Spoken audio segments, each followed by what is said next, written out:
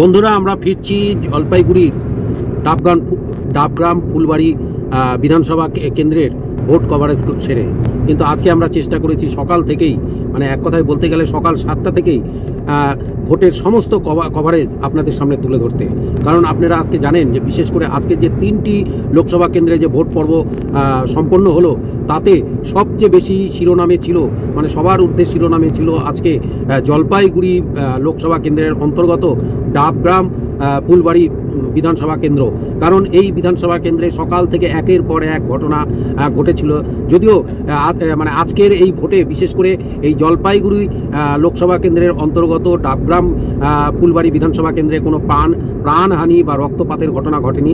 কিন্তু সারাদিনের যে মানে ভোট নিয়ে যে উত্তেজনা এবং উন্মাদনা, তার সবটাই আজকে সবারই সব ক্ষেত্রে আজকে মানে কেন্দ্রবিন্দু হয়ে উঠেছিল এই বিধানসভা কেন্দ্রটি। আমরা 18 তারিখেই কথা দিয়েছিলাম যে নিউজ টাইম, বিশেষ করে আমরা যারা নিউজ টাইমের যে প্রতিনিধিরা, যারা জলপাইগুড়ি, কুচবিহার এবং আলিপুরদুয়ারের দায়িত্বে রয়েছি, আপনাদের সামনে বিশ্বের বৃহত্তম গণতন্ত্র উৎসবের সমস্ত খবর আপনাদের সামনে তুলে ধরার সেই কথা আমরা রেখেছি।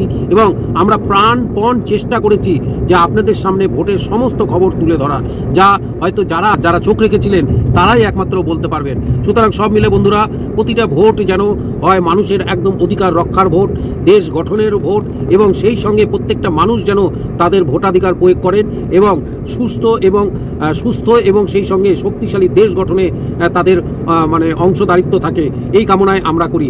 আমরা সেই জন্য আবারও বলছি, আগামী যে কয়েকটি পর্ব রয়েছে প্রত্যেকটি পর্বেই আমরা চেষ্টা করব আপনাদের সামনে সমস্ত খবর তুলে ধরার, এবং আমরা প্রতিজ্ঞাবদ্ধ এবং এটাই আমাদের সংকল্প যে আমরা সমস্ত খবর আপনাদের সামনে তুলে ধরবো ভোটের দিনগুলিতে। অবশ্যই আপনারা চোখ রাখুন। এই কারণেই আমরা বলি all the time, any time, news time.